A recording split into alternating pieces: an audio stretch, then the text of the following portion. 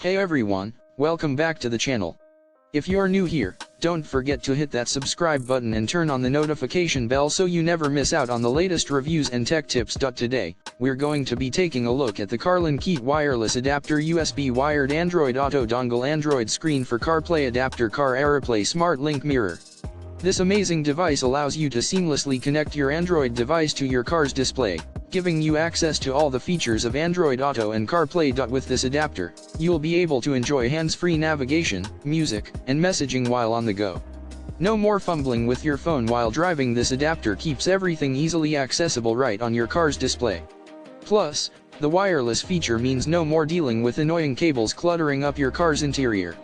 The Carlinkit wireless adapter is easy to install and works with a wide range of car models, so you can enjoy the benefits no matter what vehicle you drive.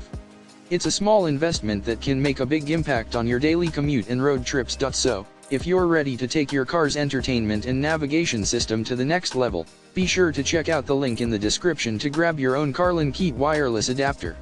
Trust me, once you start using it, you'll wonder how you ever lived without it. Thanks for watching, and I'll see you in the next video.